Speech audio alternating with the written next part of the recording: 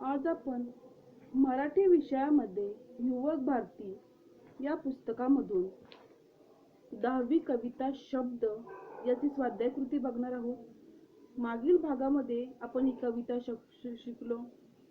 ही कविता वाचली आपण आणि यशवंतराव मनोहर यांचे शब्दाबद्दलचे काय म्हणणे आहे किंवा ते शब्दांना किती महत्त्व देतात हे आपण या कवितेतून मागील भागात बघितलेलं आहे की कवीला भोवतालच्या पूर्ण जगामध्ये विषमताचे जाळे आढळते. विषमता म्हणजे काय? कुठेही समानता नाही. एकीकडे पैशांची श्रीमंती आणि दुसरीकडे मनाचा कंगालपणा, तोंडात मूल्य आणि वागण्यात साधूपणा, अंधारनिष्ठ आयुष्य आणि उजेडाचे मुखवटे अशा अंतर्विरोधांनी कवीच्या जीवनाचा भडका उडतो. या प्रश्नांच्या गर्दीत जगण्याचा आधार मिळवण्यासाठी कवी शब्दांचा आधार घेतात. त्यांची कविता सर्व दिशांनी झेपावणाऱ्या नकारांशी भांडणारी किंवा वाद करणारी आहे.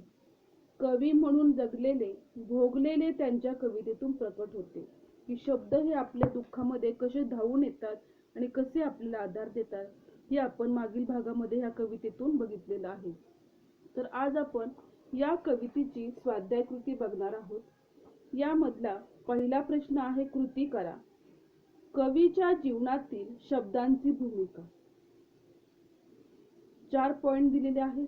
पहिली आहे, माऊलीप्रमाणे कवीला पोटाशी धरले. पुढचं, कवीच्या तापदायक गोष्टीवर सावली धरली. कवीचा तोल सांभाळला. आणि पुढचं शेवटचं आहे, मरणापासून कवीचा बचाव केला. पुढे दिलेला आहे प्रश्न दुसरा, योग्य पर्याय निवडून वाक्य पूर्ण करा. यातला अ आहे, बिकट संकटांना कवीने म्हटले आहे. पुढे पर्याय दिलेला आहे, त्यातून एक उत्तर आपल्याला लिहायचं आहे. पोटाशी घेणारे शब्द, निरुत्तर निखारे आणि धावून आलेले शब्द. तर याचं योग्य उत्तर आहे आपल्याला पुढे दिलेलं आहे. ते उत्तर आहे की बिकट संकटांना कवीने म्हटलेले आहे निरुत्तर निखारे. तसंही उत्तर आहे नाही, निरुत्तर निखारे. त्यातला आ आहे, शब्दांचा उजेड म्हणजे. पर्याय दिलेला आहे, शब्दांचे मार्गदर्शन, 2 शब्दांची मदत, 3 शब्दांचा हल्ला. त्याच्यामध्ये योग्य उत्तर आहे शब्दांचे मार्गदर्शन. शब्दांचा उजेड म्हणजे शब्दांचे मार्गदर्शन. पुढे यातलाच ई हा आहे की चिडून सांडणारे ऊन म्हणजे. पर्याय दिलेला आहे, कठीण प्रसंग, शब्दांची सावली, तापदायक प्रसंग. यातलं योग्य उत्तर आहे शब्द तापदायक प्रसंग. चिडून सांगणारे ऊन म्हणजे तापदायक प्रसंग. पुढे दिलेला आहे प्रश्न तिसरा, खालील काव्यपंक्तीतून व्यक्त होणारा अर्थ लिहा. पुढे काही काव्यपंक्ती दिलेल्या आहेत. 1, दिवसाही दाटायच्या अंधार तेव्हा शब्दांनीच हातात बिजली दिली. दिवसाही दाटायचा अंधार तेव्हा शब्दांनीच हातात बिजली दिली. याचा अर्थ आहे, दारिद्र्याच्या अंधारात खितपत पडलेल्या माणसाला कुणाचा तरी आश्वासक उजेडाचा आधार लागतो. म्हणून कवी म्हणतात की जेव्हा जेव्हा दिवसाढवळ्या अंधार दाटून आला तेव्हा शब्दांनीच हातात वीज दिली म्हणजे जगण्याचा आधार दिलेला आहे. हा वरील ओळींचा अर्थ आहे. दुसऱ्या कवितेच्या ओळी दिलेल्या आहेत, मरणाच्या धारेत सापडले तेव्हा शब्दांनीच माझ्याकडे किनारा सरकवला. ह्या ओळींचा अर्थ आहे, आत्यंतिक दुःखांच्या वेदना सहन करताना माणसाला मरण पत्करावे लागते. कवी म्हणतात, जेव्हा जेव्हा माझ्या मनात मरणाचा विचार आला, मरण जवळ करावे या विचारांच्या धारेत प्रवाहात अडकलो, तेव्हा शब्दांनीच या गर्तेतून मला बाहेर काढले. जणू तुफानच घेतलेल्या मला किनारा दाखवलेला आहे असं कवीला वाटलं आणि बुडताना मला यातून वाचवलेले आहे. हे सर्व कार्य शब्दांनी केलेले दिसते. प्रश्न तिसरातला आ आहे, सूचनेप्रमाणे सोडवा. त्यातील अ आहे, आश्रय हे उत्तर येईल असा प्रश्न तयार करा. त्याचं उत्तर आश्रय यायला पाहिजे. निवारा नसताना कवीला शब्दांनी काय दिले? उत्तर असं येईल, शब्द हे उत्तर येईल असा प्रश्न तयार करा. कवीचा तोल कुणी सावरला? अशा प्रकारे प्रश्न तयार इथे झालेला दिसून येतो. पुढे त्यातला ई आहे, शब्दांनी मला खूप दिले पण मी शब्दांना काहीच देऊ शकलो नाही, किंबहुना शब्दांच्या उपकारांची फेड करू शकलो नाही. या अर्थाच्या ओळी शोधून लिहा. यामध्ये आहे उत्तर, मी भिकारी, मी शब्दांना काय देऊ? आणि दुसरं आहे, मी कर्जदार, शब्दांचा कसा उतराई हो? पुढे प्रश्न चौथा आहे, काव्य सौंदर्य. अशा प्रकारे आपण चौथ्या प्रश्नापर्यंत पोहोचलेलो आहोत. आणि आपण प्रश्न तिसऱ्यामध्ये कवितेच्या ओळींचा अर्थ देखील बघितलेला आहे. आता काव्य सौंदर्यामध्ये काय दिलेलं आहे ते आपण बघूया. त्यातलं अ आहे, एखादी आठवण आग घेऊन धावली तेव्हाही शब्दांनीच हल्ला झेलला. या काव्यपंक्तीतील आशय सौंदर्य स्वभाषेत लिहा. पुढे आपल्याला आशय सौंदर्य दिलेले आहे ते आपण बघूया. शब्द या कवितेत कवी यशवंत मनोहर यांनी त्यांच्या अंधकारमय जीवनाचा शब्दांनी कसा दिलासा दिला व त्यांचे जीवन सावरले यांचे हृदय शब्दात वर्णन केलेले आहे. ते म्हणतात, शब्दांनी माझ्या जीवनातला आकांत क्षमवला, माझ्यावर मातेसारखी ममता केली. जेव्हा जेव्हा मी दुःखाच्या अंधकारात गाडला गेलो तेव्हा तेव्हा शब्दांनीच मला प्रकाश दाखवला. गतकाळातील एखाद्या आठवणी वैऱ्यांसारखी झळकत राहते व जीवन अस्वस्थ करते. या आठवणींची आगीत जीवाची लाही लाही होते. या आठवणींची धग नकोशी वाटते. पुढे त्यातलं आहे की दुसरा प्रश्न, मी शब्दात शिरलो आणि स्वतःला वाचवले. मी प्यालो आणि शब्दांनी ते पचवले. या काव्यपंक्तीतील विचार सौंदर्य स्पष्ट करा.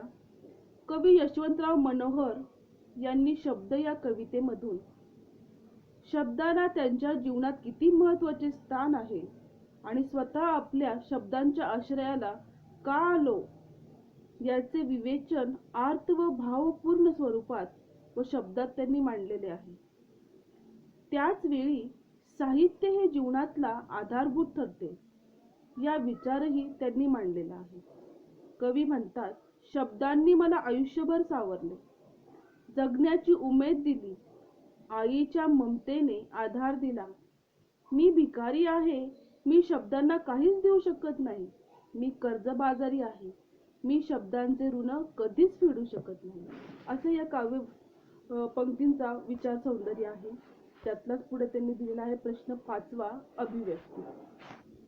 अभिव्यक्तीतलं त्यांनी सांगितलेलं आहे, आयुष्यात आलेले नकार कवीने कोणत्या शब्दात व्यक्त केलेले आहेत ते लिहा.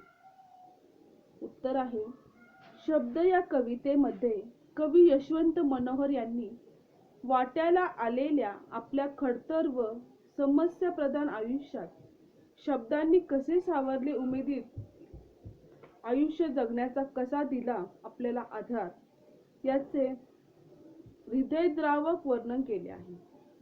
त्यांच्या आयुष्यात अनेक नकार वाटेला आहेत.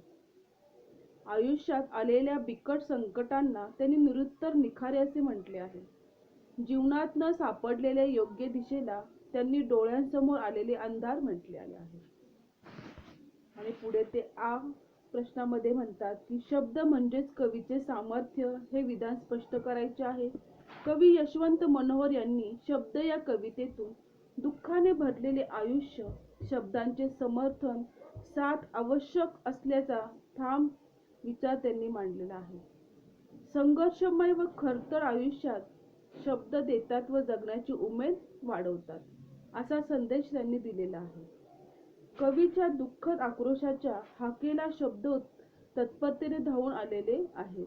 कवीच्या बिकट संकटांच्या वेळी शब्दांनी आईच्या ममतेने पोटाशी घेतली व आग पाखड करणारी आठवणींची आग जेव्हा तुटून पडली तेव्हा शब्दांनीच तो हल्ला झेललेला आहे. तापदायक प्रसंगात शब्दांनीच त्यांच्यावर सावली धरली आहे. दुःखात दाटून आलेला अंधार भेदण्यासाठी कवीच्या हातात शब्दांची लखलखीत वीज दिलेली आहे. पुढे आहे त्यातला ई. मानवी जीवनातील शब्दांचे अनन्यसाधारण महत्त्व तुमच्या शब्दात लिहा. पुढे म्हटलेलं आहे की इतिहास, भूगोल, भाषा व साहित्य यातून संस्कृती जन्माला येते. संस्कृती जीवनधारेची मूल्ये जोपासते. यात भाषा म्हणजे शब्द यांचे महत्त्व अनन्यसाधारण आहे. जन्माला आलेले मूल शब्द शिकत असते किंवा शब्द नवीन नवीन ते बघते व भाषेतून व्यक्तिमत्व संपन्न होते. म्हणून शब्द ही मानव जातीला लाभलेली अमूल्य देणगी आहे. त्याच्याशिवाय आपले विचार व्यक्तच होऊ शकत नाही. दोन व्यक्तीमध्ये समन्वय शब्दांनी साधला जातो. शब्दांमधून माणूस आपले विचार, भावना व कल्पना मांडतो. शब्द हे विचार विनिमयांचे अनोखे साधन आहे. शब्द हा माणसाचा उबदार श्वास आहे. शब्दांची जगातील वेगवेगळ्या संस्कृतींशी एकमेकांशी जोडलेल्या आहे. म्हणजे शब्द हा एकमेकांशी बोलण्याचा एक मार्ग इथे आहे. आता पुढे दिलेला आहे शब्द या कवितेचे रसग्रहण करा. याचं उत्तर आपण बघूया. अतिशय खरतड आयुष्याच्या प्रत्येक वळणावर शब्दांची साथ होती. शब्दांनीच माझ्या आयुष्याचा डळमळता डोलारा सांभाळला असे व्यक्त करणारी कवी यशवंत मनोहर यांनी शब्द ही कविता आपल्याला शब्दांच्या याच्यामध्ये संगीतामध्ये सांगितलेली आहे. संगीताने सकारात्मक व समृद्ध जीवन जगण्याची प्रेरणा देते आणि विषमतेने किंवा अगदी आकस्मिक झालेल्या मृत्यू अवस्थेमध्ये जीवनाची काहीही करण्याची इच्छा नसताना आपण ज्यावेळेस हतबल होतो त्यावेळेस शब्दांनी कशा प्रकारे नकारांशी सामना करण्याची जिद्द दिली, ही या कवितेची मध्यवर्ती कल्पना आहे. जगण्याला सकारात्मक दिशा देण्याचे सामर्थ्य शब्दामध्ये व पर्यायाने साहित्यात असते. हा अनमोल संदेश देणारी ही कविता आहे. अशा प्रकारे आपल्याला हा शब्द या कवितेची स्वाध्यायकृती इथे संपलेली आहे. आशा करते ही स्वाध्यायकृती जी मी तुम्हाला वाचून दाखवली आणि कविता जी समजावून सांगितलेली आहे ती तुम्हाला व्यवस्थित समजलेली आहे. तुम्ही पण ही कविता घरी एक दोन वेळेस व्यवस्थित वाचा, त्याचा अर्थ समजून घ्या आणि याची क्वेश्चन आन्सर जे आहे प्रश्न उत्तर ही स्वाध्यायकृती तुम्ही घरी सोडवा. धन्यवाद.